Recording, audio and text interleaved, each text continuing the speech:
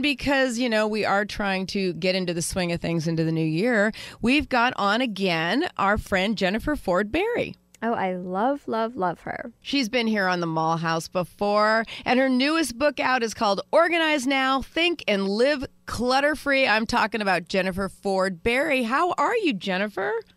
I am good, Mel. How are you? Oh, well, I'm so glad to talk to you. I needed you several weeks ago because I moved my mother, and she's 85 years old. God bless her. She's still quite the diva. And her caretaker into a house. And the two of them, oh my gosh, what is it about being 85 and you've got so much stuff? Oh, I am dealing with a client like that right now, as well as my own grandmother. And I think that it's a kind of reminder of they're kind of getting a glimpse of what they're going to be leaving behind. It seems a little bit more real than it is to us when we're younger. And it's kind of sad for them to let these things go because it represents their entire life that they've been living for so many years. Oh, now I feel bad because I was like, oops, they won't remember this. I was trying to clutter them free, I know, and I've done that too. And really the thing is, when it comes down to it, if you don't do it ahead of time, the family members are going to have that responsibility someday anyway. So it is to find out what's truly important to them while they're still here so that they know what, they would want to carry on to the other people in the family. Yes. Do yourself a favor out there, listeners, and organize your stuff and get to the point where you do make it simple so that people don't fight over stuff. I mean, I know you organize and you do all of this stuff and it's so deep. It can be very emotional and whatnot, but people don't understand when people do pass, if they don't take care of organizing it so that it's not left to the kids, it can be very stressful. It absolutely can be because I've actually gone through that a couple times personally, and you don't want to be the family that actually starts getting into arguments and hurting each other's feelings over stuff. It's just not that important. So it's good to have a plan before you start divvying it up. That's what it really comes down to, actually having a way that things are being divided. No, it makes so much sense because it's not worth it, and it's really a sad thing when people fall apart because of that. Absolutely. Well, Jennifer, your book, Organize Now, Think and Live Clutter-Free, makes me want to do a sigh of relief. I just love the thought of clutter-free, and I know those New Year's resolutions are saying, I want to live clutter-free. How do we begin now that we are in this new year already? Well, this is probably the book I'm most excited about because it's all about the inner clutter. And, everybody thinks about clutter as the little knickknacks all over the shelves or this, cluttered kitchen cabinets and the overstuffed closets. But there's a lot of clutter in our minds, there's a lot of clutter in our body, and there's a lot of clutter in our spirit. And this book tackles all three of those categories. And it's just the perfect book for the new year because if you can get your mind clutter-free, the rest of it will be easy. It'll all fall into place. It's really, a lot of times when people have a lot of clutter in their house, it's because their thoughts are preventing them from living that clutter-free life. So we need to basically unpack the emotional baggage is what you're saying. Absolutely. If you really stop and think, there's, inner clutter comes in all shapes and sizes. A lot of times it's just maybe a voice from somebody in your past life, baggage from a relationship, maybe the excess weight you haven't lost yet, or maybe excess debt, because you haven't budgeted or organized your finances. And then you start feeling guilty, you start feeling stressed out, you have anxiety, and what happens is you bring yourself down. All those emotions take your energy away. So it's no wonder there's no energy left to get organized because you're just already defeated. And when you start just with a little tiny step, like if you want to begin this process in the new year, it's a small, tiny change in your life. You don't have to tackle your whole entire, life in 1 month. It can be one day, doing one thing different for a month or making one little tiny step towards this every single day of the week. And you put all those little tiny steps together, next thing you know, you look back and you've gone really, really far. Well, if you're just joining me, I'm visiting with Jennifer Ford Berry, who's back in the Moll House, and we're talking about her new book, Organize Now, Think and Live Clutter-Free, but she's talking about emotional clutter. So clutter is stress. The one thing I love about going to a hotel is that there's no clutter, no junk drawer, no mountain of magazines and photos. Why do you think we have such a hard time getting rid of the items that only clutter up our lives? I mean, I'm one of those magazine hoarders. I love magazines, and they're going away, so I'm having a hard time letting them go, you know? You're in trouble. Yeah. Well, I agree. It's kind of like with books. You know, there's nothing beats a physical book in your hand. Yes, exactly. Everybody has their thing that they just kind of like to collect or, keep an excess of. And that's okay as long as it's not everything. We can't part with things because we feel too emotionally attached to them. We might think that we'll never get that item back if we part with it. We might think that we're a better person or a more successful person because we have so much stuff. We might surround ourselves with clutter because we're afraid to face our real demons and our real emotional baggage that we've been, avoiding for years. And a lot of times you keep clutter because you were raised by parents that were from the Great Depression era or a time of that, back in the history where if you had to work harder to get what you owned, and by letting it go, that was not making much sense to them because they're thinking the next generation would have to work just as hard to get it, so why not save it for them? So that kind of, if you're raised by parents that did that, then it's going to make you feel guilty for letting things go. Another reason is because you spend good money on it. Nobody likes to waste money. So there's a lot of reasons, and not everybody can answer it the same way, but if you take a few minutes and really think about what it is, or, actually in the book I list the different reasons. If you see yourself in one of those reasons, just knowing that can really help you open your eyes and start making it easier to part. Well, if you're just joining me, I'm visiting with Jennifer Ford Berry, and we're talking about getting rid of the clutter, the stuff that we start, collecting, collections of things, so to speak. And I just had an aha moment, Jennifer, while you were talking about my magazines, because okay. I literally had a moment when you were saying that. I thought, well, Moll, just where and why do you have the need for these magazines besides all the fabulous information that's in them?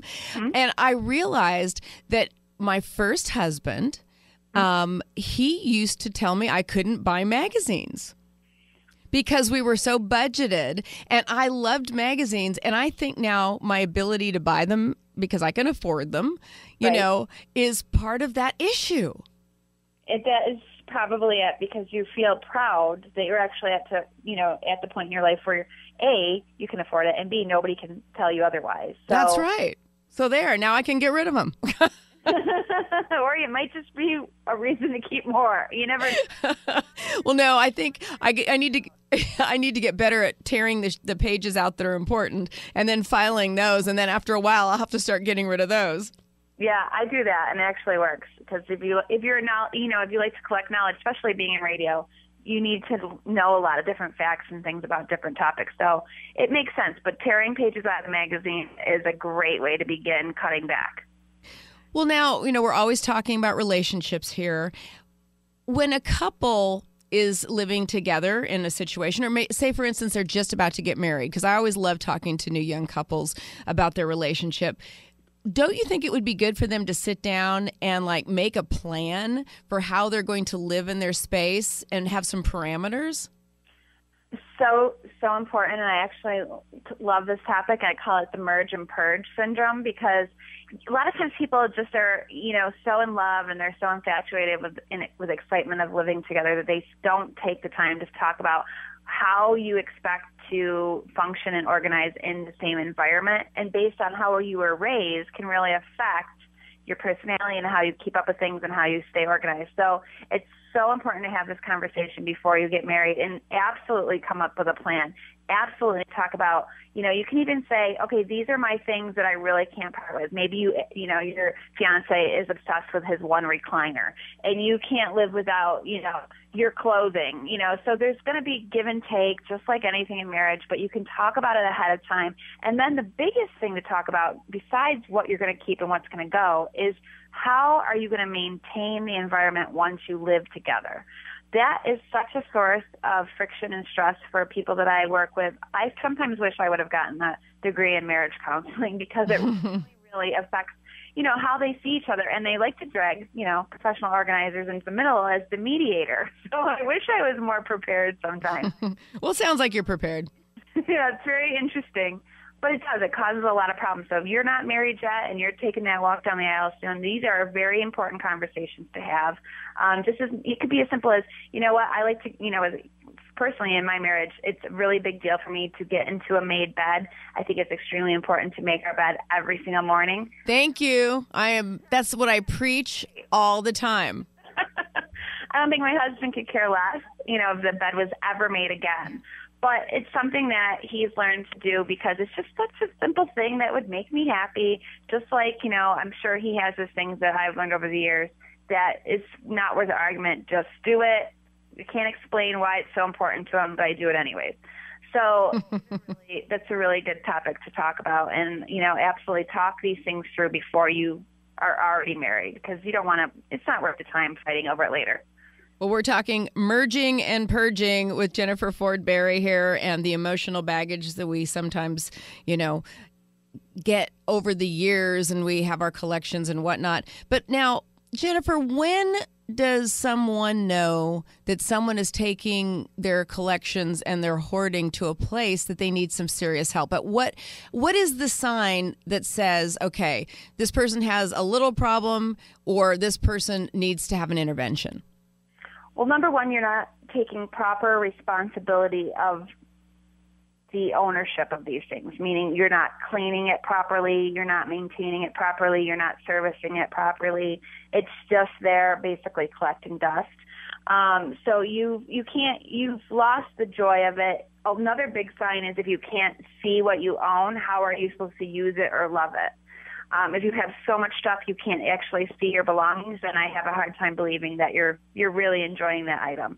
And then the other thing is when you start basically believing that the things are more important than the living, when you're so consumed with the stuff in your life that you're not spending time with people you love, you're not enjoying life, you're not out taking a walk or going on vacation or hanging out with your dog or having coffee with a friend because you're consumed with your things. A lot of times people have so much stuff in their house that they're constantly shuffling.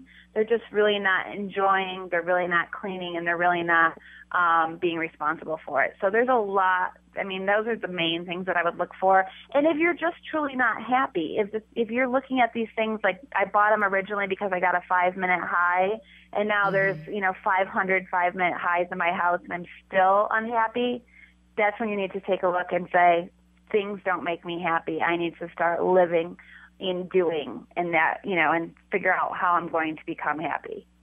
Good advice. Good advice from Jennifer Ford Berry.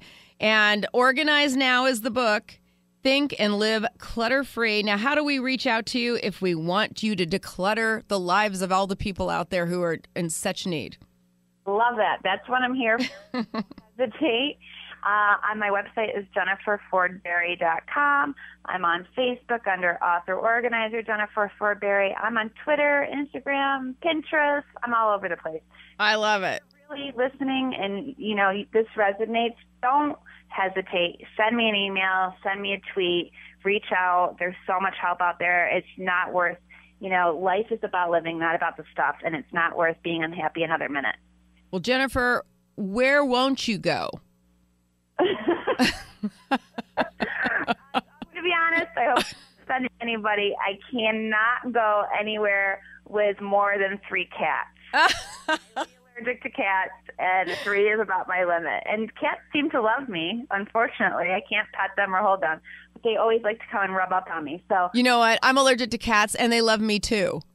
Why is that? I think they're going, no, I'm going to win you over. I know I'll make you sick, but You will like me. I'm cute and cuddly. That's right. Well, thank you so much, Jennifer. And come back and tell us about your next book, because I'm sure there'll be another one. Anytime. Thanks so much for having me, Moll, and Happy New Year, everybody.